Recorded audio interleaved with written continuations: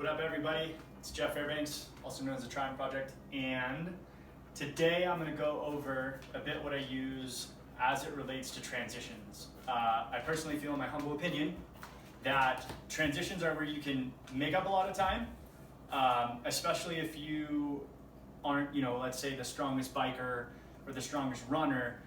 Depending on what distance you're going for, you can gain a lot of ground on someone who might be a minute faster than you but have a slower transition. So sort of when I started out, I was kind of pounded into me to practice your transitions, and I'm going to just share with you for you to kind of take back and chew on and see what works for you, obviously, but I'm going to show you what's worked for me. And so first off, I'm going to walk through some of the things I utilize, and then I'm going to give you a mock kind of transition from coming from water to bike to feet. Okay? So first thing that you're probably going to notice about what product that I'm using is that I use a cycling shoe. I do not use a tri-specific shoe. I've done both. I just personally prefer a cycling shoe. I feel like they're a little bit tighter, and to me that in my opinion equates to possibly more watts for myself, and I don't want to lose watts when I'm not the fastest guy out there. So I use a gyro factor, and I essentially leave it unstrapped like this in the transition area, and then you'll see how I go into this when I get into my transition. For the run, I'm a sockless runner, and I prefer the On shoe. I'm sure there's several other shoes that you can utilize that have that kind of sockless feature to them. But I have tried and tested this shoe along 21 days half Ironmans, or iron distances, if you will. And so to me, I'm a believer. But these are one of the fastest shoes that I've come across as far as getting into them and getting out onto the run. Again, shaving seconds where you can, because you never know when you come down to that last finish line if you're 5 seconds off from a podium or beating your buddy. Because I mean, honestly, that's kind of fun. So I'm gonna walk through this now as a demonstration to show you basically, again, we're mocking it out, how I'm gonna go in through the transition.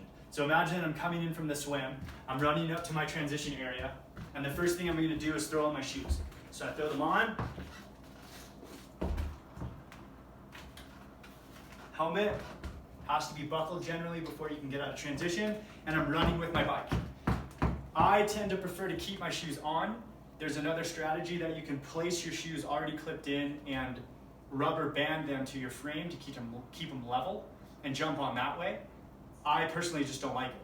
So for me, I like to set my stuff up, start running down in the transition area, and then I basically just jump it. Boom, I'm onto the bike. And the first thing as I'm coming out is all I'm doing is just placing my feet in just like anything else, and I'm off riding. As you get sections where you feel you have enough speed, you can slowly just work down, do your thing. You can do both if you like. Boom, and repeat on the other side. You're off, you do your ride. When I come back into the transition now, my bike is complete. I'm gonna show you how I transition off of the bike into the run.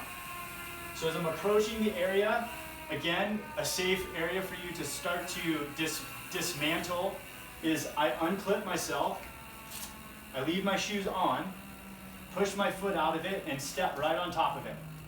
This is how I'll be coming into the transition area. Same on the other side. Back your heel out, step right into your shoe, and you pedal this way all the way coming into the finish. As soon as you get close enough, you transition a leg over, and I'm waiting just to hop off at the line that they tell me to. The second they say, off your bike, boom, I'm off and running. Run my bike in transition, rack it onto the rack, pop my helmet off, glasses stay on or off, and here's the part that I love about the shoes. Come in, and I'm off.